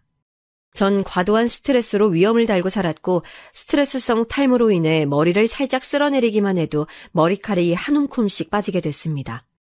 민철이는 그런 제 속도 모르고 바닥에 굴러다니는 머리카락이 지저분하다며 욕을 하기 일쑤였죠. 도대체 뭐가 그리 못마땅했던 걸까요? 내가 친모가 아니란 사실이 그게 그리 힘들었던 걸까요? 너무도 이해하기 힘들었어요. 민철인 나이를 먹을수록 심해져 갔습니다. 20대 중반이 되면서부터는 밥 먹는데 제가 쳐다봐서 기분이 나쁘다는 이유, 빨래에서 섬유유연제 냄새가 많이 나서 머리가 아프다는 이유 등등 별것도 아닌 걸로 혼자 화가 나서 벽을 치거나 괜히 물건을 부수곤 했습니다. 심지어는 제가 퇴근하고 집에 돌아왔을 때 그냥 제 면상이 꼴보기 싫다는 말을 한 적도 있어요. 전 매일매일 아들에게 그런 모욕을 당하면서도 창피해서 어디에 말을 하지 못했습니다. 그러던 어느 날 제가 일을 하다가 허리를 삐끗하는 바람에 움직일 수가 없어 집에서 쉬고 있었습니다. 밥을 먹어야 하는데 일어나기가 힘들어 어쩔 수 없이 집에서 컴퓨터 게임을 하고 있던 민철이에게 부탁했어요. 민철아, 정말 미안한데 냉장고에 있는 죽 좀 데워서 가져다 줄 수 있을까? 민철이는 제 말을 듣고서도 대꾸도 하지 않더라고요. 그래서 저는 죽어가는 목소리로 한 번 더 부탁했습니다. 민철아, 한 번만 부탁할게. 엄마 허리가 지금 너무 아파서 그래. 그러자 민철이는 게임을 하던 키보드를 주먹으로 콱 내리치더니 데우지도 않은 죽그릇을 꺼내와서 저한테 집어던졌어요. 차가운 죽이 제 얼굴에 쏟아지고 죽을 담고 있던 플라스틱 용기는 바닥에 나뒹굴었습니다. 그러더니 저를 죽일 듯한 기세로 퍼붓더군요. 아우, 작작해라 진짜. 네가 나한테 해준 게 뭐가 있어? 아프면 나한테 난리치지 말고 병원으로 꺼지던지 아니면 조용히 어디 가서 죽어! 저한테 막말을 쏟아부은 민철이는 화를 주체하지 못하고 컴퓨터를 발로 쾅 찬 뒤 나가버렸습니다. 전 심한 충격에 얼굴에 묻은 죽을 닦을 생각도 못하고 그대로 누워서 절규하며 울었습니다. 그동안 민철이의 마음을 돌리기 위해서 수도 없이 노력했는데 결국엔 이런 비참한 꼴만 되고 말았습니다. 제 자신이 너무나도 불쌍하고 처량해서 견딜 수가 없었습니다. 어디 조용히 가서 죽어버리라는 민철이의 마지막 말이 제 가슴에 날카로운 비수가 되어 꽂혔습니다. 이런 꼴로 살 바에는 차라리 죽어야겠다고 생각했습니다. 그동안 아들만을 위해서 살아왔는데 그런 아들한테서 외면받는다면 더 이상 살아서 무엇하겠어요. 저는 두 눈을 질끈 감고 허리를 일으켜 세웠습니다. 이상하게도 죽겠다고 마음먹으니 허리 통증도 느껴지지 않더라고요. 전 그대로 차를 타고 집 근처 바닷가로 향했습니다. 집 근처 바닷가에 도착해서 한참을 바위에 앉아 멍하니 있었습니다. 남편과의 결혼부터 혼외자인 아들을 키우게 된 일까지 제 인생을 찬찬히 돌아봤습니다. 차라리 그때 고아원에 맡겼어야 하는 걸까 생각했습니다. 그랬더라면 내 인생이 지금쯤 달라졌을까? 나도 행복해질 수 있었을까?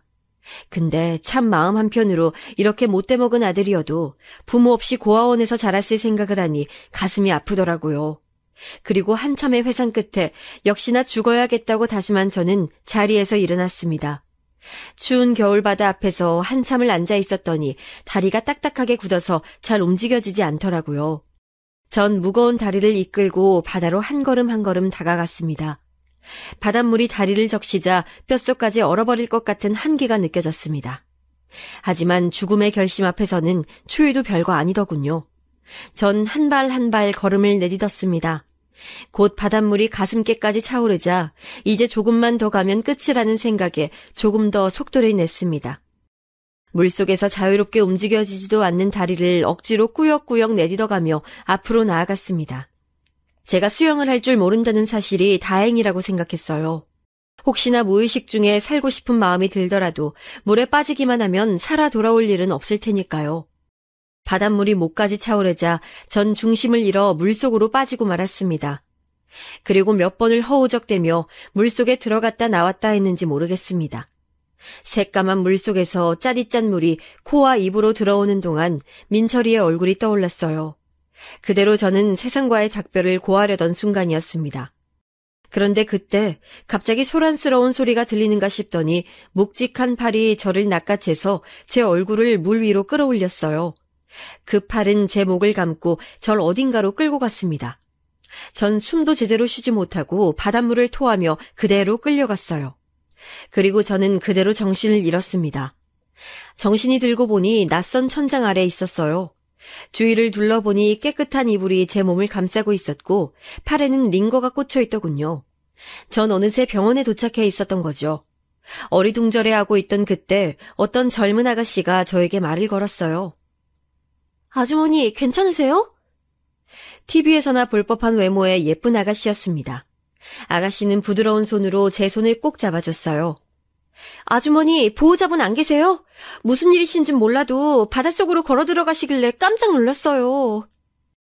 따뜻한 아가씨의 손에 얼어있던 몸이 따뜻하게 녹는 느낌이었습니다. 전 아가씨에게 물었습니다. 그런데 아가씨가 절 구해준 건가요? 아가씨는 그렇다고 하더라고요. 집 앞에서 조깅을 하고 있었는데 이 추운 날 혼자 바닷속으로 걸어 들어가는 저를 보고 기겁해서 바로 119에 신고했다고요. 다행히 119가 금방 와주어서 무사히 저를 구할 수 있었다면서요.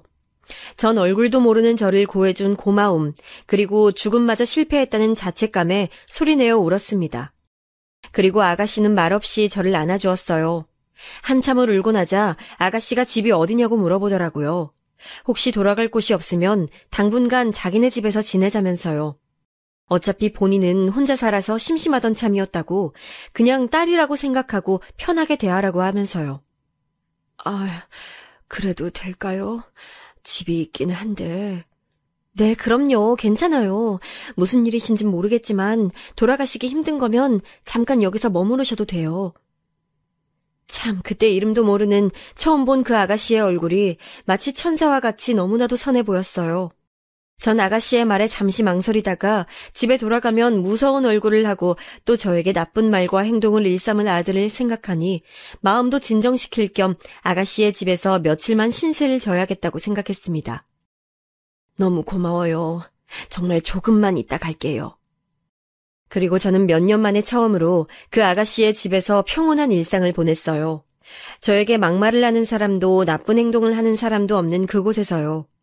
알고 보니 아가씨의 이름은 미연, 우리 아들보다 2살이 많았는데 부모님은 다른 지역에 계시고 혼자 여기서 일을 다닌다고 하더라고요. 미연이는 저를 이모처럼 엄마처럼 대해줬어요. 왜 그랬는지 모르겠지만 미연이는 그저 제가 많이 안쓰럽고 심성이 고운 아이라 그랬던 것 같아요. 전 시간이 지나며 점점 마음을 열게 됐고 제가 왜 그렇게 바닷물에 빠지려 했는지 다 얘기하게 됐어요. 당시엔 어디 얘기할 데도 없었고 한풀이 하듯 털어놓은 이야기인데 미연이 눈물을 글썽거리며 절 꼭 안아주더라고요. 너무 힘들었겠어요. 나야말로 지내게 해줘서 고마워요. 전 며칠이 지나지 않아 미연이와 금방 친해져서 동네 사람들이 엄마와 딸인 줄 알 정도였습니다. 이모, 오늘 시장 갈 건데 같이 가요.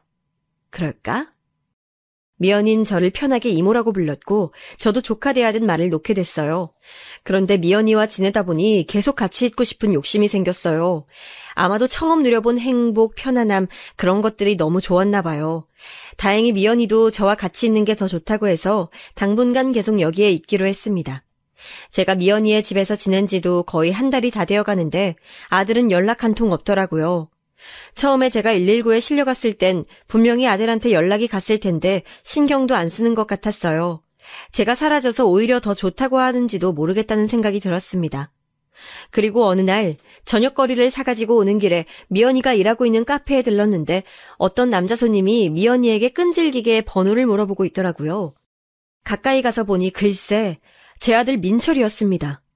전 당황해서 들고 있던 시장 바구니도 떨어뜨렸습니다. 아들도 저를 보더니 아이씨 하고 인상을 쓰고선 나가버리더라고요. 한 달 만에 아들을 봤더니 다시 심장이 철렁했습니다. 나중에 미연이에게 물어보니 요새 카페에 자주 찾아오는 손님인데 자기한테 관심이 있는 것 같다고 하더라고요. 저는 그 남자가 제 아들이라고 말해줬습니다. 제 사연을 들어서 알고 있던 미연이는 말없이 고개만 끄덕이더라고요. 그리고 며칠 뒤 미연이가 저를 앉혀놓고 말하더군요. 이모, 제가 민철 씨 이모한테로 돌아갈 수 있게 해드릴게요. 저만 믿어주세요. 전 미연이가 무슨 말을 하는 건지 알 수가 없었습니다. 그리고 그 이후 미연이는 데이트가 있다며 늦게 들어오곤 했어요. 알고 보니 민철이를 만나고 있더라고요. 전 사실 미연이가 너무 걱정됐습니다. 아무리 내 아들이어도 민철이가 얼마나 질이 안 좋은 애인지는 잘 알고 있었으니까요. 하지만 미연이가 집에 항상 웃는 얼굴로 들어오는 걸 보니 민철이가 미연이에게 나쁜 짓을 하거나 하진 않는 것 같았습니다. 어느 날은 미연이가 민철이를 만나고 오더니 쇼핑백 하나를 저에게 건네줬습니다. 민철이 돈으로 산 가방인데 민철이 몰래 저한테 주려고 제 취향으로 골랐다고 하면서요. 전 깜짝 놀라서 물었습니다. 민철이가 이런 걸 어떻게... 민철이 걔 돈도 없을 텐데... 이모, 민철 씨 요새 직장 다녀요. 제가 직장도 없는 남자 싫다고 했더니 그날로 정장부터 사고 집 근처 회사에 취직해서 다니더라고요. 이것도 첫 월급 받은 걸로 산 거예요. 정말로? 직장을 다닌다고? 전 믿어지지 않아 입을 쩍 벌렸습니다. 제 손으로 아르바이트 한 번 안 해본 민철이가 직장에 다닌다니요. 그전엔 민철이가 여러 여자를 만나면서도 한 번도 여자가 하라는 대로 하는 스타일이 아니었는데 미연이는 좀 달라나 봅니다. 그리고 어느 날은 미연이가 신난 표정으로 저한테 사진 한 장을 보여줬어요. 사진을 보니 깨끗하게 정돈된 우리 집이었습니다. 미연이가 민철이에게 자기는 깔끔한 남자가 좋다며 자기랑 결혼하려면 집 청소 잘하는 거 증명해달라고 했다지 뭐예요. 그래서 민철이는 미연이의 마음에 들고자 난장판이었던 집을 깨끗하게 청소한 후 인증사진을 찍어서 보냈던 거였어요. 그리고 미연이는 그 후에도 민철이가 만든 요리를 집에 가져오거나 민철이가 딴 자동차 면허증 사진을 보여주는 등 민철이의 달라지고 있는 모습들을 저한테 보여줬어요. 그리고 민철이와 찍은 사진들도 자주 보여줬는데 사진 속 민철이 얼굴은 제가 알던 아들과 같은 사람인지 모를 정도로 환한 표정을 짓고 있더라고요. 저는 민철이를 입맛대로 굴리는 미연이의 재주에 놀라기도 했지만 아직 속내를 드러내지 않은 아들이 언제 돌변할지 몰라 걱정이 됐어요. 그래서 미연이가 집에 들어오는 시간이 점점 늦어지자 전 미연이를 불러놓고 얘기했어요. 미연아, 이모가 정말 걱정돼서 그러는데 민철이가 너한텐 참 잘하지만 걔 언제 횟가닥 돌변할지 몰라. 그리고 너도 좋은 사람 만나서 시집 가야 되는데 괜히 나 때문에 마음에도 없는 민철이 만나면서 시간 낭비하지 말고 얼른 정리하는 게 좋겠구나. 이만큼 민철이 사람 만들어준 것만 해도 이모는 너무너무 고마워. 그러자 미연이는 방긋 웃으면서 대답했어요. 어머, 이모, 민철 씨 그럴 일 없어요. 제가 정말 장담할 수 있어요. 그리고요, 저 민철 씨 이모 때문에 만나는 것만은 아니에요. 솔직히 처음엔 제가 이모 아들 버르장머리 고쳐보자 하는 마음에 만난 게 사실이지만 만나다 보니 사실 민철 씨도 속마음은 여리다는 게 느껴지더라고요. 외모도 제 스타일이고요. 그리고 이모, 제가 민철 씨 이모한테 돌아가게끔 해준다고 약속한 거 아마 곧 지킬 수 있을 것 같아요. 조금만 더 기다려주세요. 저는 걱정 반 고마움 반에 미연이를 안고 토닥거렸습니다. 미연이가 약속을 못 지킨다고 해도 원망할 생각은 없었어요. 전 이 정도로도 충분히 만족하니까요. 그리고 미연이의 말처럼 약속한 그날은 금방 오고 말았습니다. 어느 주말 오후 데이트하러 간 미연이의 방을 청소하고 있던 참이었어요. 밤늦게 들어온다는 미연이의 말과는 달리 아직 저녁 먹을 시간도 안 됐는데 현관문 비밀번호를 누르는 소리가 들리더라고요. 전 현관 쪽으로 나가봤습니다. 어머 미연아, 너 오늘 늦게 온다고 하지 않았니? 제 물음에 미연이는 대답 대신 방긋 웃으면서 누군가의 손을 잡고 들어왔어요. 미연이의 손을 잡고 뒤따라 들어온 사람은 바로 제 아들 민철이었습니다. 민철이는 저를 보더니 쭈뼛쭈뼛 하면서 몸을 베베 꼬았어요. 전 당황해서 어찌해야 할 바를 몰랐습니다. 멀끔하게 정장을 차려입고 깨끗하게 이발을 난 민철이의 모습은 집에서 보던 모습과는 완전히 딴판이었어요. 전 급하게 차를 내와서 거실에 앉았습니다. 앉지도 서지도 못하고 안절부절하고 있던 민철이를 미연이가 툭툭 쳤어요. 그러자 갑자기 민철이가 바닥에 넙죽 엎드렸습니다. 엄마, 죄송해요. 엄마한테 그동안 몹쓸 짓 많이 한 거 돌이킬 순 없지만 용서해 주세요. 전 민철이의 말에 깜짝 놀랐어요. 민철이의 입에서 나온 소리라곤 믿을 수 없었습니다. 이번엔 미연이가 무슨 말을 했길래 얘가 억지로 저한테 사과를 하나 했습니다. 그런데 민철이는 거짓이 아니라는 걸 증명이라도 하듯 온몸을 부들부들 떨면서 눈물을 뚝뚝 흘리더라고요. 엄마, 그동안 저 키우시느라 고생만 하셨는데 전 망나니처럼 굴어서 정말 죄송해요. 그냥 처음엔 엄마가 친엄마가 아니라는 사실에 화풀이를 하고 싶었던 것뿐이었는데 나중엔 그냥 다 받아주는 엄마가 미워서 더 그랬어요. 엄마, 전 천벌받을 자식이에요. 정말 죄송해요. 이런 말로 엄마의 분 풀리지 않을 거 알아요. 그래도 이기적이지만 사과는 드리고 싶었어요. 저는 떨리는 몸을 주체하지 못하고 바닥에 엎드려서 울고 있는 민철이에게 달려가 제 품에 안았습니다. 그리곤 민철이의 머리를 쓰다듬고 또 쓰다듬었어요. 품 안에 쏙 들어오던 그 작은 아기가 이제는 머리 하나만 품에 안길 정도로 커버렸다는 게 실감이 났습니다. 저는 눈물 범벅이 된 얼굴로 민철이에게 괜찮아 하는 말만 해줬어요. 옆에 있던 미연이도 눈물을 훔치다가 으앙 하고선 달려와 안겼습니다. 저희 셋은 서로 눈물을 닦아주면서 울고 또 울었어요. 얼마 전 민철이가 죽그릇을 던졌던 그날 죽어야겠다고 다짐했던 저는 민철이의 사과 한마디에 10여 년간 쌓여있던 마음의 응어리가 한 번에 사라졌습니다. 그날 저를 죽지 못하게 바다에서 구해줬던 미연이는 제 인생에 다시 만날 수 없는 은인이고 기적이었습니다. 그리고 어느 정도 진정이 된 민철이에게서 들은 이야기는 이러했습니다. 처음엔 그저 한눈에 반한 미연이가 만나주겠다기에 하라는 대로 했을 뿐이라고요. 미연이가 하라는 대로 직장을 구해서 일을 하고 공부해서 자격증을 따고 집안일도 해보고 하면서 정상적인 삶을 살다 보니 정신이 차려지더랍니다. 그동안 엄마가 자기 때문에 얼마나 고생했는지 그리고 자기가 얼마나 최악의 짓을 했는지도 뼈저리게 느껴졌다고 하더라고요. 그래서 엄마한테 계속 사과하고 싶었지만 엄마가 어디에 있는지도 모르고 연락할 용기도 나지 않았답니다. 그런데 미연이가 저와 같이 살고 있다는 사실을 최근에 말해줬을 때 깜짝 놀라기도 했지만 드디어 엄마를 만날 수 있는 기회라는 생각이 들어 찾아오게 됐다네요. 전 이제라도 철이 든 민철이가 대견하고 또 이렇게 민철이를 정신 차리게 해준 미연이에게 너무 고마워서 두 아이의 손을 양손에 꼭 잡았습니다. 제 인생의 가장 행복한 날이었어요. 그리고 그때 미연이가 할 말이 더 있다고 하더라고요. 그리고선 품 안에서 사진 한 장을 꺼냈습니다. 미연이가 건네준 사진을 보고 전 가슴이 뭉클해서 눈물이 다시 한번 쏟아졌어요. 그 사진은 태아의 초음파 사진이었습니다. 이모, 저 민철 씨 아이 임신했어요. 저 민철 씨랑 결혼할 거예요. 이제 이모가 아니라 어머니라고 불러도 될까요? 전 눈물바람에 고개를 세차게 끄덕이며 미연이를 안아줬어요. 아이고 미연아, 고맙다, 정말 고맙다. 넌 나한테 있어서 로또보다 더한 기적이구나. 내가 다시 태어나도 너 같은 아이를 만날 수 있겠니? 정말 고맙다 미연아. 전 설레임과 뭉클함이 뒤섞인 오묘한 감정을 느끼며 한참을 미연이 민철이와 함께 회포를 풀었습니다.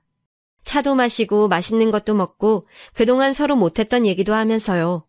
민철이와 이렇게 마주 앉아 대화하는 게 도대체 몇 년 만인지 할 말이 너무 많아 밤을 샐 뻔했지만 다음날 출근하는 민철이를 위해 못다한 얘기는 앞으로 찬찬히 풀기로 했습니다. 그 일이 있은 후 미연이는 살던 집을 정리하고 저희 집으로 들어왔습니다. 그리고 결혼식은 아이를 낳은 후로 미루기로 했어요. 사돈댁에서도 다행히 우리 민철이를 예쁘게 봐주셔서 별다른 마찰 없이 진행이 됐습니다. 그리고 민철이는 완전히 다른 사람으로 변해서 가족을 위해 하루하루 성실히 살아가고 있답니다. 예쁜 딸에게 부끄러운 아빠가 되지 않겠다면서요. 그리고 시간이 흘러 내일은 우리 손녀딸 돌잔치가 있는 날이에요. 사람들을 많이 초대하진 못하고 사돈 어른들과 가까운 지인들만 불러 집에서 조촐하게 식사를 하기로 했어요. 미연이와 함께 내일 대접할 음식들을 준비해놓고 잠깐 앉아서 쉬는데 창밖을 보니 눈이 많이 오네요. 이렇게 눈이 많이 오는 날 민철이를 처음 만났던 일, 그리고 오늘처럼 추운 날 바다에 빠져서 죽으려는 저를 미연이가 구해줬던 일이 생각이 참 많이 납니다. 두 아이가 없었다면 지금의 저는 없었겠죠. 저에게 기적을 선사해준 두 아이 덕분에 오늘도 희망찬 하루를 보내봅니다. 저보다 더 힘든 일 겪고 계신 분들에게 언젠간 저처럼 밝은 날이 올 거라고 말씀드리고 싶어요. 그럼 여러분들의 일상에 항상 희망이 가득하길 기원하면서 이 글을 마치도록 하겠습니다.